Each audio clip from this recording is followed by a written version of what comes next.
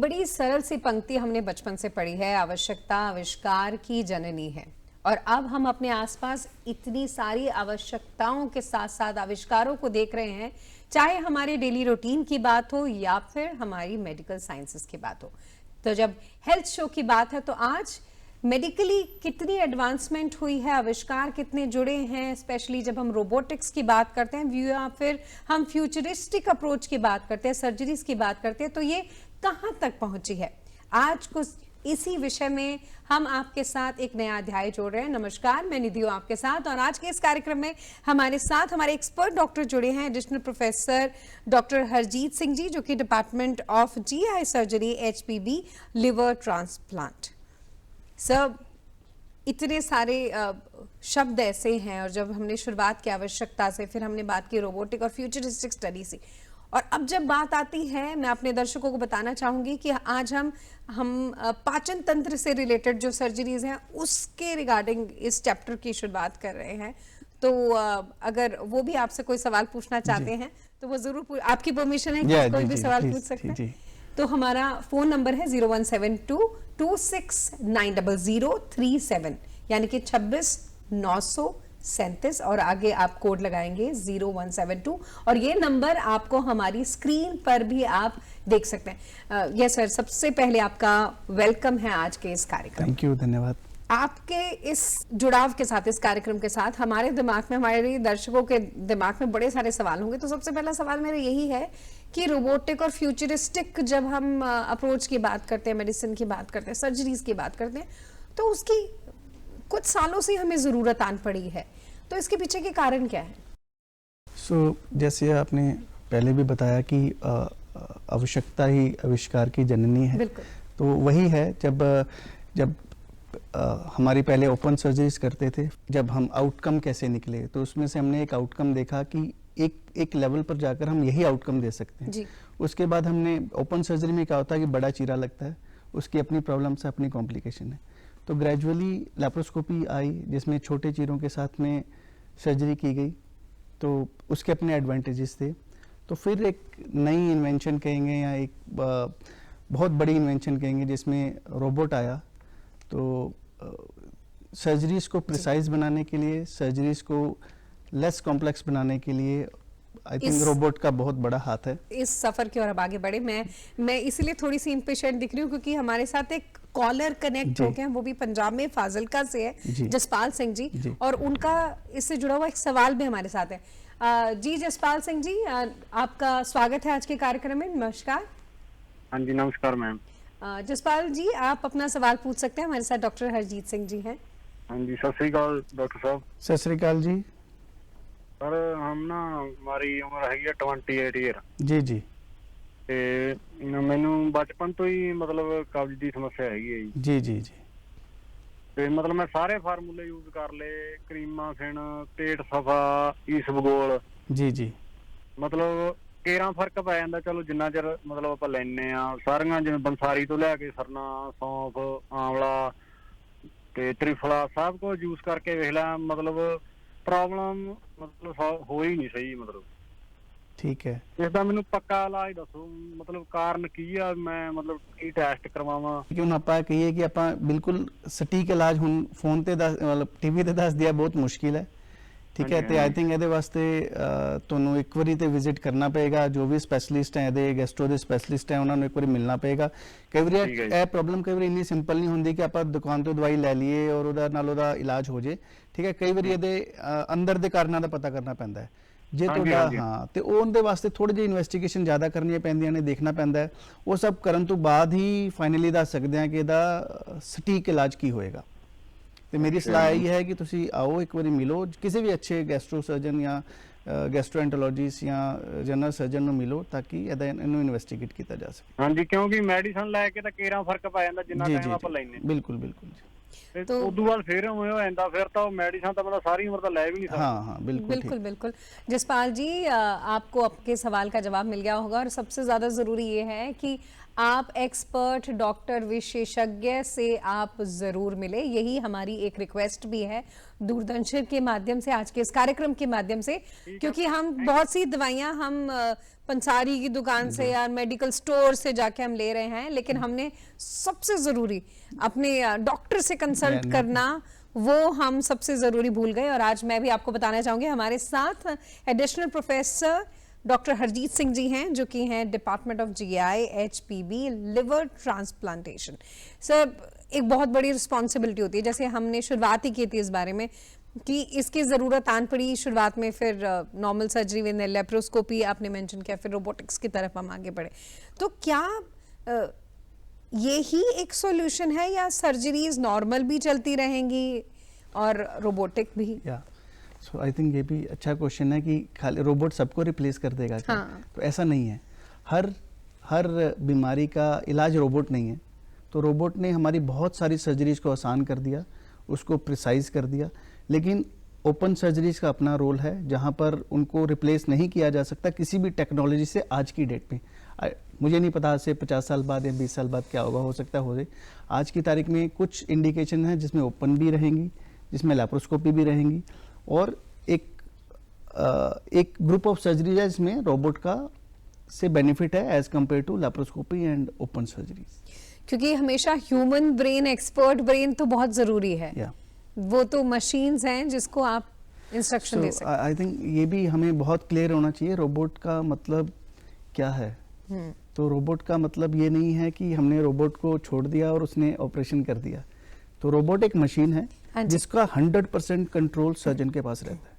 Surgeon की मर्जी के बिना वो 1 mm भी मूव नहीं करती। तो जो भी सर्जरी करनी है वो सर्जन कर रहा है, रोबोट उसको असिस्ट कर रहा है। इसलिए हम सर्जरी को, रोबोटिक सर्जरी को रोबोटिक असिस्टेड सर्जरीज बोलते हैं। जी जी। रोबोट हमें असिस्ट करता है, ह्यूमन ब्रेन काम करता है, सर्जन बैठा होता है कंसोल पे, उसके रोबोट के एक पार्ट होते हैं जिसमें कंसोल होता है, जिसमें सर्जन बैठा होता है, और उसी को उसकी 100% इंस्ट्रक्शन के ऊपर रोबोट अपना 1 mm मूव भी लेगा तो वो सर्जन के इंस्ट्रक्शन के बिना नहीं लेगा। ओके। और इसकी जरूरत क्यों आन पड़ी, इस विषय पर भी हम आगे बात करेंगे, लेकिन उससे पहले हमारे साथ हमारे एक और कॉलर जुड़ चुके हैं भटिंडा से। चरणजीत सिंह जी अभी हमारे साथ है। नमस्कार सर, सत श्री अकाल। चरणजीत कौर है हमारे साथ, मैं मेंशन करना चाहूंगी भटिंडा से। जी मैम। सत श्री अकाल डॉक्टर साहब। सत श्री अकाल। हाँ जी, साडी ना बेटी आई 18 साल दी। जी। हेलो। हाँ जी, बोलो जी, पूछो बोलो। सवाल ਤੁਸੀਂ ਆਪਣਾ। हाँ जी, ਤੇ ਉਹ ਨਾ ਪੇਟ ਜਿੱਦਾਂ ਦਰਦ ਹੋਣ ਨਾਲੇ ਤੇ ਖੂਨ ਆਉਂਦਾ ਜੀ। 5-6 ਸਾਲ ਹੋ ਗਏ ਬਿਮਾਰੀ ਨੂੰ, ਅਸੀਂ ਦਵਾਈ ਬਹੁਤ ਦਵਾਤੀ। ਤੇ ਤੁਸੀਂ ਕਿਧਰੇ ਦਿਖਾਇਆ ਉਹਨਾਂ ਨੂੰ? हाँ जी। ਕਿਧਰੇ ਦਿਖਾਇਆ, ਕਿਸੇ ਡਾਕਟਰ ਨੂੰ ਦਿਖਾਇਆ? हाँ जी, हाँ जी, ਬਠਿੰਡੇ ਦੇ ਡਾਕਟਰਾਂ ਨੂੰ ਦਿਖਾਇਆ, ਦੇਸੀ ਦਵਾਈ ਵੀ ਆਯੁਰਵੈਦਿਕ ਵੀ ਬਹੁਤ ਖਵਾਈ ਹੈ। ਅੱਛਾ, ਓਕੇ। ਦੇਖੋ, ਸਭ ਤੋਂ ਪਹਿਲਾਂ ਤਾਂ ਇਹ ਜ਼ਰੂਰੀ ਹੈ ਕਿ ਆਪਾਂ ਨਾ ਮਿਕਸ ਨਹੀਂ ਕਰਨਾ ਦੇਸੀ, ਆਯੁਰਵੈਦਿਕ ਔਰ ਐਲੋਪੈਥੀ। ਜੇ ਆਪਾਂ ਦੇਸੀ ਦਵਾਈ ਖਵਾ ਰਹੇ ਹਾਂ, ਫਿਰ ਆਯੁਰਵੈਦਿਕ ਵੀ ਖਵਾ ਰਹੇ ਹਾਂ, ਫਿਰ ਆਪਾਂ ਐਲੋਪੈਥੀ ਵੀ ਖਵਾ ਰਹੇ ਹਾਂ, ਇਦਾਂ ਨਾ ਕਰੋ, ਇਹਦੇ ਨਾਲ ਪ੍ਰੋਬਲਮ ਵਧਣੀ ਹੈ। ਨਹੀਂ ਜੀ, ਪਹਿਲਾਂ ਤੁਸੀਂ ਬਠਿੰਡੇ ਖਵਾਈ ਸਾਲ ਪਰ ਉਹਨੂੰ ਆਰਾਮ ਨਹੀਂ ਆਇਆ। ਜੀ ਜੀ ਜੀ। ਫਿਰ ਅਸੀਂ ਉਹ ਛੱਡਤੀ, ਫਿਰ ਅਸੀਂ ਇਥੋਂ ਆਯੁਰਵੈਦਿਕ ਖਵਾ ਰਹੇ ਹਾਂ ਹੁਣ। ਠੀਕ ਹੈ। ਦੇਖੋ, ਇਦਾਂ ਨਾ ਇਸ ਜਿਹੜੀ ਪ੍ਰੋਬਲਮ ਤੁਸੀਂ ਦੱਸੀ ਹੈ, ਇਹਦੇ ਬਹੁਤ ਸਾਰੇ ਕਾਰਨ ਹੁੰਦੇ ਆ। ਹਾਂਜੀ। ਠੀਕ ਹੈ, ਹੁਣ ਉਹ ਕਾਰਨ ਨੂੰ ਦੇਖਣਾ ਪਏਗਾ, ਉਹ ਪ੍ਰੋਬਲਮ ਕਿਉਂ ਹੋਈ ਹੈ। ਹਾਂਜੀ। ਠੀਕ ਹੈ, ਉਹ ਪ੍ਰੋਬਲਮ ਦੀ ਜੜ ਤੇ ਜਾਣਾ ਪਏਗਾ। ਜੜ ਤੇ ਜਾਣ ਵਾਸਤੇ ਤੁਹਾਨੂੰ ਕਿਸੇ ਨਾ ਕਿਸੇ ਸਪੈਸ਼ਲਿਸਟ ਨੂੰ ਮਿਲਣਾ ਪਏਗਾ। ਹਾਂਜੀ। ਠੀਕ ਹੈ, ਤੇ ਉਹ ਕਿਸੇ ਜੋ ਵੀ ਅਗਰ ਕਿਧਰੇ ਨਹੀਂ ਤੁਹਾਨੂੰ ਲੱਗ ਰਿਹਾ ਕਿ ਇੱਕ ਜਗ੍ਹਾ ਤੁਹਾਨੂੰ ਆਰਾਮ ਨਹੀਂ ਆ ਰਿਹਾ, ਕਿਸੇ ਅੱਛੇ ਸਪੈਸ਼ਲਿਸਟ ਨੂੰ ਦਿਖਾਓ। ਠੀਕ ਹੈ, ਉਹਨੂੰ ਇਨਵੈਸਟੀਗੇਟ ਕਰਾਓ ਤੇ ਉਹਦਾ ਇਲਾਜ ਕਰਾਓ। ਹਾਂਜੀ। ਨਹੀਂ, ਤੁਸੀਂ ਚੰਡੀਗੜ੍ਹ ਚ ਕਿਸ ਟਾਈਮ ਮਿਲਦੇ ਹੋ ਜਾਂ ਤੁਸੀਂ ਸਾਨੂੰ ਚੰਡੀਗੜ੍ਹ ਮਿਲਦੇ ਆ, ਤੁਸੀਂ ਕਿਸੇ ਦਿਨ ਵੀ ਆ ਸਕਦੇ ਹੋ। ਓਪੀਡੀਜ਼ ਹੁੰਦੀਆਂ ਨੇ ਚੰਡੀਗੜ੍ਹ। ਠੀਕ ਹੈ, ਪੀਜੀਆਈ ਦੇ ਅੰਦਰ। ਠੀਕ ਹੈ, 8 ਤੋਂ 11 ਕਾਰਡ ਬਾਜ ਨਹੀਂ ਆ ਰਹੀ ਇੱਕ ਤਾਂ। ਹੈਲੋ, ਤੁਸੀਂ ਚੰਡੀਗੜ੍ਹ ਪੀਜੀਆਈ ਆ ਕੇ ਮਿਲ ਸਕਦੇ ਹੋ ਡਾਕਟਰ ਸਾਹਿਬ ਨਾਲ, ਤੇ ਆਪਣਾ ਜਿਹੜੀ ਵੀ ਪ੍ਰੋਬਲਮ ਤੁਸੀਂ ਆਪਣੀ ਬੇਟੀ ਨੇ ਰਿਗਾਰਡਿੰਗ ਦੱਸੀ ਉਹਨਾਂ ਨੂੰ ਵੀ ਲੈ ਕੇ ਆਓ। ਅਕੋਰਡਿੰਗਲੀ ਜੋ ਵੀ ਟੈਸਟ ਦੱਸੇ ਜਾਣਗੇ ਤੁਸੀਂ ਉਸ ਨੂੰ फॉलो करो, है ना? जी जी जी। हाँ जी, हाँ जी। डॉक्टर जैसे thank you so much. Thank you. मुझे ये भी हैरानी है कि दोनों सवाल जो हमें आए हैं, चाहे एक मदर ने पूछा है या एक खुद, वो बड़ी यंग एज है। एक भी 20+ की बात थी कि 18 साल की बच्ची है जिसको दिक्कत आ रही है पाचन तंत्र को लेकर। तो कितनी प्रॉब्लम बढ़ रही है और उसके पीछे क्या एक लाइफस्टाइल कारण है, क्या कारण है? अभी हमने भी रिसेंटली देखा एक बहुत मेजर शिफ्ट हुआ है एज का। पहले हम कहते थे कि कैंसर होना या ये सब प्रॉब्लम होना ओल्ड एज की बीमारी है। अब ऐसा नहीं है। अब एक गुड नंबर ऑफ पेशेंट्स हमारे पास आते हैं जो कि यंग एज में ऐसी बीमारियों से ग्रसित हैं, उसमें कैंसर भी एक है।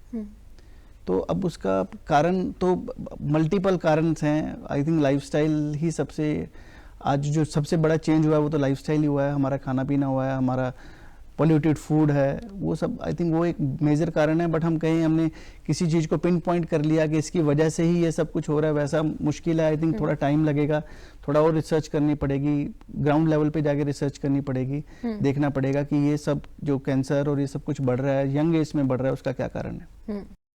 तो बहुत ज़रूरी है हमारे लिए, एक तो इन दोनों सवालों से हम ये भी सीख रहे हैं कि ज़रूरी है कि हम प्रॉपरली विशेषज्ञ से मिलें। और अगर इतनी लंबी हिस्ट्री चल रही है आपकी प्रॉब्लम को लेकर, इनफैक्ट इतना लंबा भी इंतज़ार आपको नहीं करना चाहिए।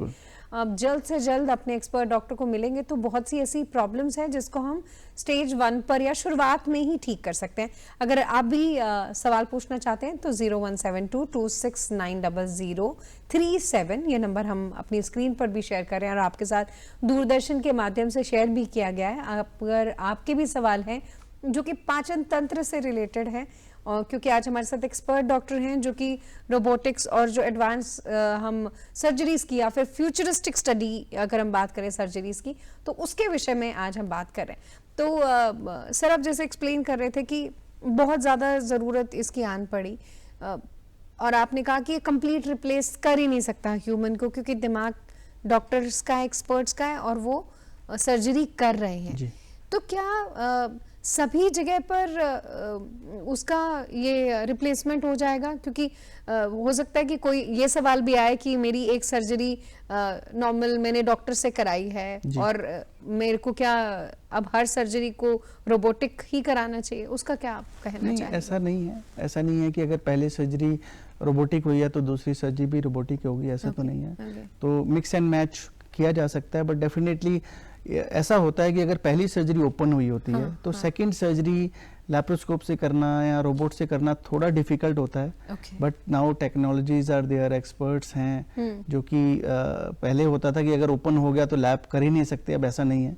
तो टेक्नोलॉजी है, एक्सपर्ट है, डिस्पाइट हैविंग ओपन सर्जरी थोड़ी डिफिकल्टी बढ़ जाती है, लेकिन पॉसिबिलिटी है, वो किया जा सकता है। जैसे अभी हमारे लिए रोबोटिक भी बहुत नया है, लेकिन अगर हम फ्यूचरिस्टिक सर्जरी की बात करें तो कौन कौन से नए कंपोनेंट्स हैं जो कि उसमें ऐड ऑन हो रहे हैं? तो अगर हम हिस्ट्री में जाएं तो जीआई सर्जरी में रोबोट 2000 के आसपास शुरू हुआ था। तो उसके बाद से आई थिंक काफ़ी एडवांसमेंट हुई है। तो जो पहले रोबोट्स थे उसमें भी बहुत एडवांसमेंट हुई है। तो अभी उनके first generation, second generation, third generation आ गए हैं। तो रोबोट के अंदर भी रिफाइनमेंट हुई है, डिपेंडिंग अपन वो फीडबैक सर्जन से लेते हैं, सब जगह से लेते हैं, आउटकम से लेते हैं, तो देखते हैं कहाँ हमारी कमी है, तो उन्होंने उनको इम्प्रूव किया है जी।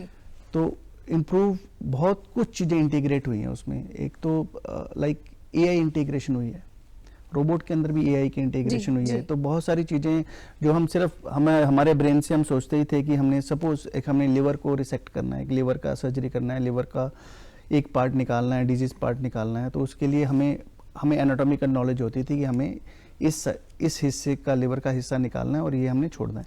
अब हमारी एआई और इंटीग्रेशन ऑफ मैनी टेक्नोलॉजी, एक आईसीजी टेक्नोलॉजी बोलते हैं रोबोट के अंदर, उससे हम प्रिसाइजली, मतलब वी आर नाउ, सपोज पहले हमारा उतना प्रिसीजन नहीं था, बट वो हमें कलर कॉम्बिनेशन करके दिखाता है कि this is safe plane, this is unsafe plane. So ये इंटीग्रेशन, प्रिसाइजनेस, सेफ्टी तो डेफिनेटली विद टेक्नोलॉजी रोबोट्स के अंदर बढ़ रही है। दूसरी चीज़ क्या है कि इनिशियली जब ये टेक्नोलॉजी शुरू हुई थी तो बहुत कॉस्टली थी। तो अभी नए रोबोट्स आ रहे हैं, नई कंपनीज रोबोट्स लेके आ रही हैं, जिसमें से डेफिनेटली कॉस्ट भी अभी भी ज़्यादा है, but over a time definitely ये कम होएगी। बिल्कुल। तो इसका मतलब ये है कि डॉक्टर्स को भी अब पूरी टेक्निकली, मैकेनिकली, एफिशिएंसी के साथ, एआई के साथ मिलकर ही काम करना बहुत ज़रूरी हो जाएगा। जैसे हमारे लिए अलग अलग फील्ड्स में है कि नाउ जो भी कुछ नया हो रहा है उसको एक्सेप्ट करें, फॉलो करें, अडॉप्ट करें और उसकी तरीके से काम करें, तो ऐसा मेडिकल साइंसेस में भी बहुत ज़रूरी है। आपको अपने आप को अपडेट तो करना ही पड़ेगा, नहीं तो पेशेंट भी सफ़र करेगा और आप भी सफ़र करेंगे। हमारा फ़ोन, हमारा लैपटॉप, हमारा सिस्टम भी अपग्रेड मांगता है, तो ऐसे ही हमें अपने आप को भी अपडेट भी और अपग्रेड भी करना पड़ेगा। डॉक्टर, जैसे आप बता रहे थे कि ये अलग भी है ओपन सर्जरी और रोबोटिक सर्जरी की, लेकिन इसके अलग अलग बेनिफिट भी हैं। सो इसके बेनिफिट क्या क्या हम चाहते हैं कि आप इस कार्यक्रम के माध्यम से हमारे दर्शकों तक पहुंचाएं। सो रोबोट का सबसे बड़ा एडवांटेज दोनों के लिए है, पेशेंट के लिए भी और सर्जन्स के लिए भी। अच्छा, तो पेशेंट के लिए क्या बेनिफिट है? डेफिनेटली इस स्मॉल होल सर्जरीज, हमें बड़े चीरे नहीं लगेंगे, छोटे ही हम 8 mm का पोर्ट छोटा सा होल करके उसके अंदर से जाते हैं और तो इंसिजन नहीं है, बड़े चीरे नहीं है। दूसरा है जब वो सर्जरी करते हैं, जब हम ओपन सर्जरी करते हैं तो हम अपनी आंखों से देख रहे हैं, दैट्स आर मैक्सिमम मैग्निफिकेशन, लेकिन रोबोट हमें उसको 10 टाइम मैग्नीफाई करके दिखा रहा है। तो यू आर वही चीज को आप बहुत बड़ा देख रहे जूम हो, कर सकते हैं, जूम कर सकते हो, डिटेल एनाटॉमिकल बेटर होती है रोबोट्स के अंदर। सो डेफिनेटली जब आप किसी चीज को इतने अच्छे से, इतने डिटेल से देख रहे हो तो आपका precision of doing surgeries definitely अच्छा होता है, और वो that converts into the good outcomes. So less incision, may be less blood loss, better patient recovery, less hospitals, patient को कम देर हॉस्पिटल में रहना पड़ेगा। सो डेफिनेटली अगर हम कॉस्ट को माइनस कर दें रोबोट की तो इस less costlier for the patient okay. और सिस्टम और health care system. Man power दूसरा है कि एक ओपन सर्जरीज में हमें असिस्टेंस बहुत चाहिए, रोबोट में असिस्टेंस बहुत कम चाहिए। एक सर्जन कंसोल पे बैठा हुआ है और एक सर्जन पेशेंट कार्ड के ऊपर रहता है, तो 2 सर्जन सफिशिएंट होते हैं सर्जरी करने के लिए। सो मैन पावर में भी हेल्प करता है।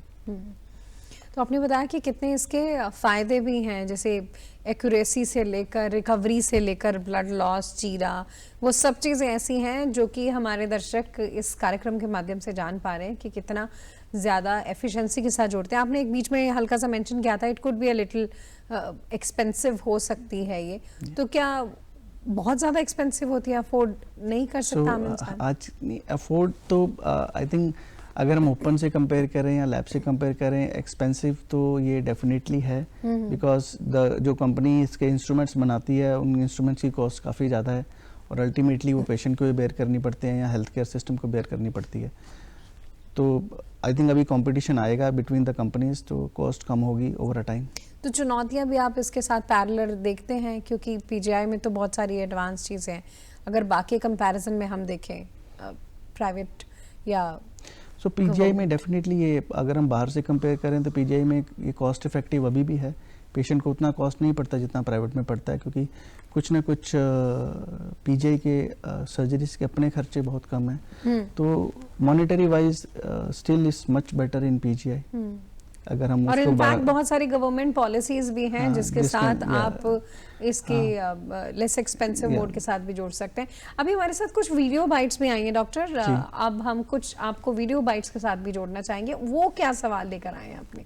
जी पूछिए। मैं आपसे पूछना चाहती हूँ कि क्या रोबोटिक सर्जरी सच में इसमें कम दर्द होता है, कम खून बहता है और कम निशान पड़ते हैं और छोटे कट लगते हैं? मेरा ये सवाल है कि आज के टाइम में जो इंफ्रास्ट्रक्चर बन रहा है, जो भी जहाँ जिस मुकाम तक भी हम लोग पहुँच चुके हैं, तो क्या एक कॉमन मैन के लिए रोबोटिक सर्जरी करवाना उसके बजट में है या नहीं है? मैं रोबोटिक सर्जरी के बारे में पूछना चाहता हूँ। जैसे कि अगर आप हॉस्पिटल में इसका उपयोग लेते हैं तो ज़्यादा परेशानी नहीं आती उस चीज़ में, बहुत अच्छा है अगर इसका उपयोग करवाते हो, सर्जरी करवाते हो तो। हमें गर्व है कि आज इंसान इस मुकाम तक पहुँच गया है कि इंसानी जो स्वास्थ्य है उसमें अब मशीन्स का भी काफ़ी सहयोग है। जड़ी बूटियों से जो शुरुआत हुई थी आज रोबोटिक सर्जरी तक पहुंच गई है। ये सवालों के साथ साथ एक्सेप्टेंस भी दिखा रहा है, दर्शा रहा है।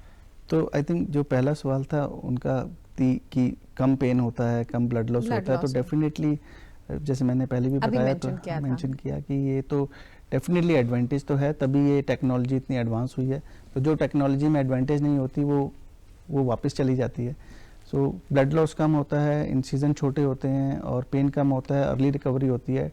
ये सारी एडवांटेजेस रोबोटिक सर्जरी के साथ होती हैं। दूसरा इन्होंने कॉस्ट पूछा, वो भी मैंने पहले मेंशन किया कि कॉस्ट डेफिनेटली अभी ज़्यादा है, बट ओवर अ टाइम और कम हो जाएगी। मोर कंपटीशन बिटवीन द कंपनीज, तो कम हो जाएगी। और हमारे सिस्टम में most of the patient surgeries robotic afford कर लेते हैं पीजीआई में, अगर उस सर्जरी की इंडिकेशन है तो। ओके तो जब हमें फास्ट रिकवरी का पता चलता है और आपने जैसे बहुत सारे फायदे भी बताए, तो मैं ये भी जानना चाहती हूँ क्योंकि पोस्ट आपकी सर्जरी आपको डॉक्टर के पास जाना बहुत ज़रूरी होता है। हमेशा जितने भी हम डॉक्टर से यहाँ दूरदर्शन के माध्यम से मिलते हैं तो वो कहते हैं कि वो हमने मिस नहीं करना, तो उसके बारे में भी मैं जानना चाहती हूँ कि वो कितना ज़रूरी है in fact in robotic surgery. So I think एक बात बहुत क्लियर होनी चाहिए, रोबोटिक सर्जरी का मतलब है कि सर्जरी का एक्सटेंट चेंज नहीं होता।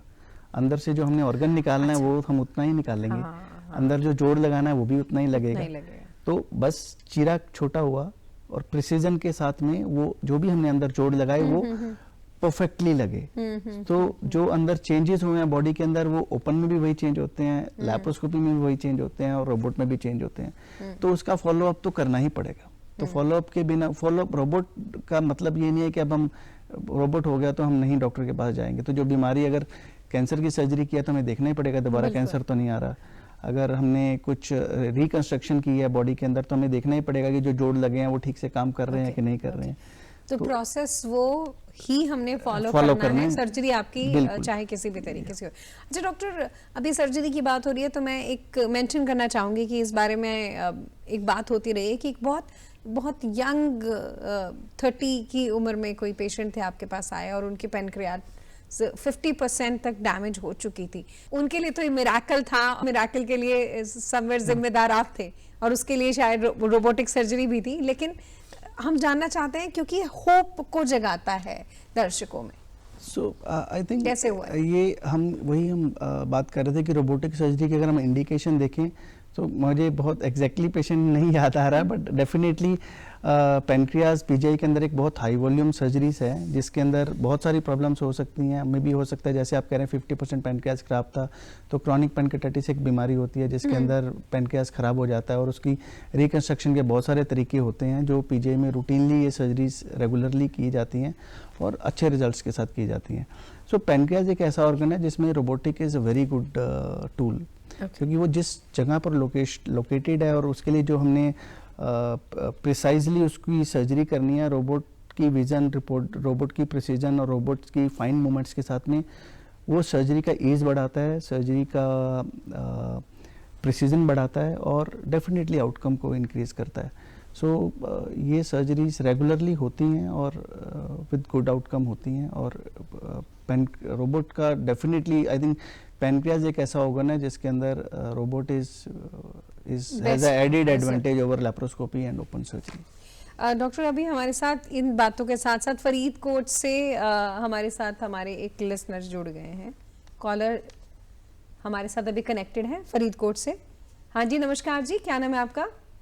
जगविंदर सिंह भैन जी। जगविंदर सिंह जी, सत श्री अकाल। तुसी डॉक्टर साहब ਨੂੰ अपना सवाल दस सकते हो? जी मेरे एक तो खब्बे पासे ना अंतड़ी बुड़कदी रहंदी है धुनी दे नाल ही ना एलर्जियां बुड़कदी है कितने वेखा। जगविंदर सिंह जी, तुसी किधरे दिखाया है पहला, किधरे किसी जगह चेक कराया है? नहीं भाई मैं डॉक्टर चेक नहीं कराया हूँ, साल के पहले ना भी दवाई ने एलर्जी की थी, पता नहीं अंदर एलर्जी ने बुड़कदी है, मेरी बाह मुंह में मारदियां ही रहंदियां। अच्छा, पर कोई गल नहीं जगविंदर ना पिंडे सेक जे मारदा रहंदा हर मौके। तो जगविंदर सिंह जी ऐदा है, ये है प्रॉब्लम है जे तुसी किधरे दिखाया नहीं है, एक बार दिखाओ किसी अच्छे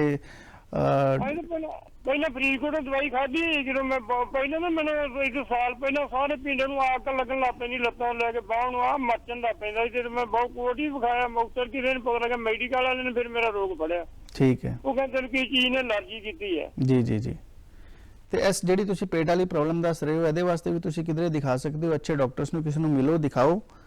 ਠੀਕ ਹੈ, ਅਗਰ ਤੁਹਾਨੂੰ ਲੱਗਦਾ ਹੈ ਉੱਥੇ ਫਰੀਦਕੋਟ ਮੈਡੀਕਲ ਕਾਲਜ ਹੈ ਉੱਥੇ ਵੀ ਦਿਖਾ ਸਕਦੇ ਹੋ। ਅਗਰ ਤੁਹਾਨੂੰ ਉੱਥੇ ਯੂ ਆਰ ਸੈਟੀਸਫਾਈਡ ਨਹੀਂ ਹੋ ਤਾਂ ਤੁਸੀਂ ਪੀਜੀਆਈ ਵੀ ਕਿਸੇ ਦਿਨ ਵੀ ਆ ਸਕਦੇ ਹੋ, ਇੱਥੇ ਓਪੀਡੀ ਰਹਿੰਦੀ ਹੈ ਮੰਡੇ ਟੂ ਸੈਟਰਡੇ, ਹੈ ਨਾ, ਕਿਸੇ ਦਿਨ। ਹਾਂਜੀ, ਲੁਧਿਆਣੇ ਤੋਂ ਬੋਲਦੇ ਆਪਾਂ? ਨਹੀਂ ਅਸੀਂ ਪੀਜੀਆਈ ਚੰਡੀਗੜ੍ਹ ਤੋਂ ਬੋਲ ਰਹੇ ਹਾਂ। चंडीगढ़ तो हम चंडीगढ़ के दिन आ जाएंगे, जी जी चंडीगढ़ दिखा जाने आ। जी जी जी बिल्कुल। बहुत बहुत धन्यवाद जी। और ये बहुत जरूरी है कि हम अवेयर हों। इस कार्यक्रम के माध्यम से हम यही कह रहे हैं कि आपका एज कोई भी हो सकता है, लेकिन अगर आप अपने शरीर को लेकर आप जागरूक हैं, अगर आप समझ रहे हैं कि आपके शरीर के किसी हिस्से में कोई प्रॉब्लम हो रही है तो उसको लेकर आवाज़ ज़रूर उठाएं और ये आवाज़ पहुंचनी चाहिए एक्सपर्ट डॉक्टर तक। सर जैसे आज हम बात करें स्पेशली हमने पैनक्रियाज का जैसे आपने बताया कि और पाचन तंत्र से ही रिलेटेड है, डाइजेस्टिव सिस्टम की बात हम कर रहे हैं जिसमें पैनक्रियाज भी हिस्सा है। तो डाइजेस्टिव सिस्टम में स्पेसिफिकली रोबोटिक सर्जरी क्यों ज़्यादा एक्यूरेसी देती है और रिकवरी फास्ट है? तो ओपन सर्जरी में क्या मुश्किल होती है? हाँ। तो ओपन सर्जरीज में ये मुश्किल होती है, कुछ ऑर्गन्स होते हैं जैसे हम इसोफेगस की सर्जरी करते हैं जो कि हमारे थोरैक्स के अंदर है, जहाँ पर हमारे लंग्स हैं, जहाँ पर हमारे हार्ट्स हैं। अब और उसकी सर्जरी करने के लिए हमें बहुत बड़ा चीरा देना पड़ेगा छाती के अंदर, हमारी मसल्स को काटना पड़ेगा, हमें हमारी रिब्स हैं, पसलियाँ हैं, उनको सेपरेट करना पड़ेगा, फिर हम इसोफेगस पे पहुँचेंगे। तो वहाँ तक पहुँचने के लिए हमें इतना कुछ करना पड़ रहा है, उसके बीच में इतने ऑर्गन आ रहे हैं, फिर हम उसको अपनी नॉर्मल विजन से देख रहे हैं जो कि 1x है।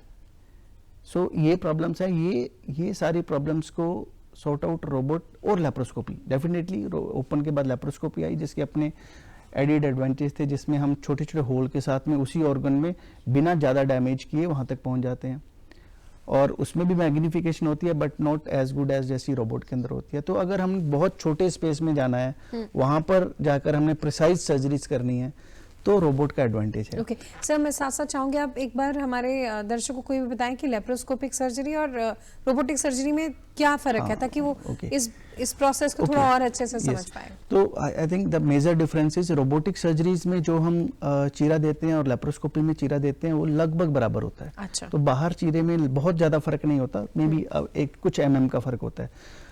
लेप्रोस्कोपिक सर्जरी की एक लिमिटेशन है कि उसको हम सर्जन वहाँ खड़े होकर करता है और पेशेंट साइड पे खड़े होकर करता है, और एक लैप इंस्ट्रूमेंट्स होते हैं जिसके साथ में करता है। तो रोबोट की जो आर्म होती है, जब हम रोबोट की जिस इंस्ट्रूमेंट से रोबोट की सर्जरीज होती है उसके ऊपर मूवमेंट की कोई रेस्ट्रिक्शन नहीं होती। अच्छा। सो लाइक हमारी रिस्ट है, हम एक लेवल तक मूव कर सकते हैं, लैप इंस्ट्रूमेंट्स को हम एक लेवल तक ही मैनिपुलेट कर सकते हैं, लेकिन रोबोट में ऐसा नहीं होता। मैं अपने हाथ से अगर मुझे प्रिसाइजली कुछ करना है तो मेरा बेस्ट एक्शन ये वाला रहेगा, लेकिन रोबोट में क्या है, अगर मुझे बैक हैंड में भी जाके कुछ एक्शन करना है तो रोबोट वो एक्शन उतने प्रिसीजन से करेगा। सो रोबोट में मूवमेंट्स की कोई रेस्ट्रिक्शन नहीं है, तो उस मूवमेंट की रेस्ट्रिक्शन के साथ में अगर उसने अपोजिट मूवमेंट में भी कुछ काम करना है, अपोजिट डायरेक्शन में भी काम करना है, वो उतनी ही प्रिसीजन के साथ में करेगा। So definitely the accuracy and precision and vision के कारण रोबोट हैज यही एडवांटेज है ओवर लेप्रोस्कोपी। लेप्रोस्कोपी में एक लेवल पे जाके आपकी मूवमेंट रेस्ट्रिक्ट होती हैं, आप टायर्ड होते हो, आपका उस स्पेस में पहुंचना मुश्किल होता है, बट आई थिंक रोबोट के साथ में वो सारी लिमिटेशन खत्म हो जाती हैं। ओके, तो वो समवेयर हमारे पास बेटर रिजल्ट भी इसीलिए मिलते हैं, जैसे आपने बताया कि मोर फ्लेक्सिबिलिटी है, कोई ऐसा अंग तक ऐसा हमारे लिए डिफिकल्टी है ही नहीं पहुंचना, तो ज्यादा एक्यूरेसी के साथ जोड़ते हैं। और अगर अभी मेडिकल साइंसेस की बात करें, फ्यूचरिस्टिक जब हम सर्जरीज के साथ जुड़ रहे हैं, so both the way collaboration आपको लगता है कि कितना जरूरी है कि ओपन सर्जरी भी चल रही है, रोबोटिक भी है और एडवांस, क्योंकि जब हम आज की दुनिया में हर चीज में कोलैबोरेशन में बात करते हैं, सो कितना जरूरी है? सो आई थिंक ये बहुत जरूरी है। अगर सपोज आज कोई सर्जन ट्रेंड होता है, अगर उसको ओपन आती नहीं या वो ही इज नॉट ट्रेंड, वो लैब में ट्रेंड हो ही नहीं सकता, वो रोबोट में ट्रेंड हो ही नहीं सकता। सो वो तो बेसिक नीड है। तो surgical principle starts from the open surgery. अगर रोबोट एक जैसे वन एग्जांपल, सपोज रोबोट में प्रॉब्लम आ गई, हम रोबोट कंप्लीट नहीं कर पाए, तो उसका सॉल्यूशन क्या है? सॉल्यूशन इज ओपन, आपको करना पड़ेगा। हाँ बिल्कुल, सॉल्यूशन उसी को ओपन करना पड़ेगा, बिल्कुल, because ultimate safety is open surgery. So तो हम कहीं कोलैबोरेशन तो ये रहेगा ही रहेगा। So you have to get trained in the open surgeries gradually. कुछ लोग कहते हैं कि ओपन के बाद में आप सीधा रोबोट में शिफ्ट कर सकते हैं। I think that's partially true, और maybe if you are a good open surgeon and good laparoscopic surgeon, definitely you can have a very good robotic surgeries outcome. तो ये कोलैबोरेशन कभी खत्म नहीं होगा, ये एक सर्जन को तीनों ही आनी चाहिए, तभी ठीक है, तभी पेशेंट के लिए ओके है और सर्जन के लिए ओके है। जी, तो दूरदर्शन माध्यम सिर्फ यहाँ आज के हेल्थ शो में सिर्फ पेशेंट अपने सवाल नहीं पूछ रहे, मुझे ऐसा लगता है कि आप एक आह्वान जो नए डॉक्टर्स बनना चाहते हैं या बन रहे हैं, उनको भी आप एक यहाँ से एक मैसेज दे सकते हैं, इसको लेकर बिल्कुल उनको एजुकेट कर सकते हैं। बिल्कुल, तो हमने कभी सुना है कि सर्जन हमारे पास से जाते हैं तो आपने क्या करना है, बोलते हैं हमने रोबोटिक सर्जरी में ट्रेनिंग लेनी है, बट रोबोटिक सर्जरी में ट्रेनिंग लेने का तभी फायदा है जब आपकी ट्रेनिंग ओपन और एटलीस्ट ओपन में और लेप्रोस्कोपी में बहुत अच्छी है, तभी आपको रोबोट को टच करना चाहिए या शुरू करना चाहिए। तो जैसे सीढ़ी दर सीढ़ी हम चढ़कर किसी मंजिल तक पहुंचते हैं, तो वैसे ही यहाँ पर भी अगर आपको आगे बढ़ना है तो उसके लिए कुछ सीढ़ियाँ ऐसी हैं जिसको हमें फॉलो करना ही पड़ेगा।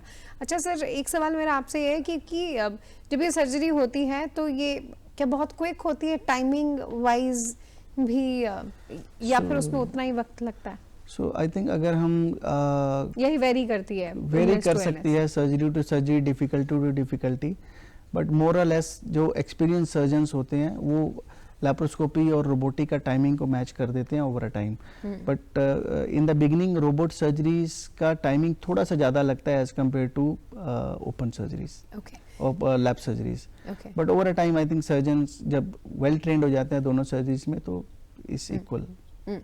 अच्छा सर, आपके अगर मेन हमने जब मेंशन किया था, इंट्रोडक्शन किया था, तो लीवर ट्रांसप्लांट का हमने मेंशन किया था, तो उसके विषय में भी हम जानना चाहते हैं कि वहाँ रोबोटिक सर्जरी किस तरीके से क्रांतिकारी परिवर्तन लेकर आई है। सो आई थिंक लिवर ट्रांसप्लांट में अभी एक बहुत कॉम्प्लेक्स सर्जरी है लिवर ट्रांसप्लांट, तो रोबोट्स शुरू हुआ है बहुत सारे सेंटर्स में, जिसमें जो लाइव रिलेटेड लिवर ट्रांसप्लांट है, मींस जो कोई रिलेटिव अपने पेशेंट अपने दे रहा है, तो जिसका जो डोनर है जिसने लिवर देना है, सो जब लिवर निकालना है उसके लिए बहुत बड़ा इंसिजन लगता है। ओके। बिकॉज उसको डिजीज कुछ नहीं है, because she or he is donating liver to near and dear or relative. So I think वहाँ पर एक ग्रेजुअल इंडिकेशन बढ़ रही है, और I think over a time हमें पता चलेगा वो कितना सेफ है। बट बहुत सारे सेंटर रोबोट से उस लिवर को निकाल रहे हैं, तो उस इंसिजन को छोटा कर रहे हैं, कम कर रहे हैं। तो I think in future there will be a role of robotic surgery specially for the donors, जहाँ पर हमने एक हेल्दी लिवर को निकाल के दूसरे में ट्रांसप्लांट करना है। तो वहाँ over a time I think ये एक बड़ी इनोवेशन रहेगी, बट अभी बहुत रैम्पेड नहीं है इंडिया में और बाहर भी, but over a time I think this will the technique के साथ में ये और इम्प्रूवमेंट होगी इसमें। बड़ा इंपॉर्टेंट पॉइंट आपने बताया, क्योंकि जिसकी सर्जरी हो रही है उसका तो चीरा कम है, लेकिन जो डोनर है उसका अभी तक बड़ा प्रोसेस रहा है। अगर वहाँ पर भी रोबोटिक एडवांसमेंट जुड़े तो समवेयर एक बहुत बड़ा एक आउटकम निकल के आएगा। मैं अपने दर्शकों को बताना चाहूँगी कि आज हम बात कर रहे हैं रोबोटिक और जो हमारी फ्यूचरिस्टिक सर्जरी है और जो न्यू मेथड्स हैं उसके थ्रू पाचन तंत्र यानी कि हमारे डाइजेस्टिव सिस्टम में अगर कोई भी प्रॉब्लम आती है, कोई भी इश्यूज हैं, तो वहाँ किस तरीके से सर्जरीज की जा सकती हैं। हमारे साथ डॉक्टर हरजीत सिंह जी हैं, जिनके बारे में फिर से मैं आपको बताना चाहूँगी कि एडिशनल प्रोफेसर हैं ये, और जीआई सर्जरी, एचपीबी और लिवर ट्रांसप्लांट के साथ जुड़े हुए हैं, और पीजीआई चंडीगढ़ से हमारे साथ हैं। सर, किसी भी तरीके की मिथ चैलेंजेस हमेशा एक बात को थोड़ा कमज़ोर कर देती हैं, तो इससे भी रिलेटेड, क्योंकि आपके पास तो बड़े सारे सवाल आते होंगे, जैसे आपने बताया कि एक इंसिडेंट मुझे याद नहीं है, ऐसे तो बहुत सारे इंसिडेंट हैं, तो कोई ऐसा मिथ जो आज आप, क्योंकि दूरदर्शन अपने माध्यम से बड़े सारे मिथ को तोड़ता है, बदलता है, तो क्या कहना चाहेंगे? सो आई थिंक पहला तो यही है कि आई थिंक अगर हम कहें सब कुछ रोबोट से हो सकता है तो ये करेक्ट नहीं है। तो हमारे पास बहुत सारे पेशेंट आते हैं, हमने सुना है या फ़ोन करते हैं कि ये सर्जरी करवानी है रोबोट से, तो उनको आई थिंक ये सर्जरी डिसाइड वो अपना पॉइंट रख सकते हैं, लेकिन I think surgeon should decide कि ये रोबोट से होनी चाहिए या लैब से होनी चाहिए या ओपन से होनी चाहिए। तो सब सर्जरी के लिए रोबोट नहीं बना, ये बहुत क्लियर होना चाहिए। उसके दो कारण है। वन इज कि कुछ सर्जरीज में लाइक लेप्रोस्कोपिक, हम गॉल ब्लैडर की बात करते हैं, तो अभी बहुत सारे इंटरनेशनल रिपोर्ट्स आ गए हैं कि गॉल ब्लैडर निकालने में robots is not as safe as laparoscopic surgery is. So may be difference बहुत माइनर है दोनों कॉम्प्लिकेशन में, बट कॉम्प्लिकेशंस या जो एडवांटेज है वो रोबोट में नहीं है ओवर लेप्रोस्कोपी। लेप्रोस्कोपिक जब हम गॉल ब्लैडर सर्जरी करते हैं तो हमने अपने आप को ट्रेन कर लिया हुआ है उस व्यू में, उस सर्जरी में। तो अगर हम उसको एक सेफ सर्जरीज को जो 100% हमने सीख ली हुई है, उसको हम दोबारा से रोबोट में जाके दोबारा से सीखें, तो मतलब बहुत सारी सर्जरी हैं जिसमें रोबोट का कोई एडवांटेज नहीं है। तो ये हमें बहुत क्लियर होना चाहिए। तो सब सर्जरी रोबोट से करवाने की जरूरत नहीं है, दैट्स वन थिंग। दूसरा मिथ यही है कि सब कुछ रोबोट कर देगा, सर्जन का कोई रोल नहीं है। तो वो क्लियर होना चाहिए कि आपको सर्जन या सेंटर या वो जरूर सिलेक्ट करना है, रोबोट सिलेक्ट नहीं करना है। नॉलेज, एजुकेशन, प्रोसेस सब वो आपको सिलेक्ट करना है।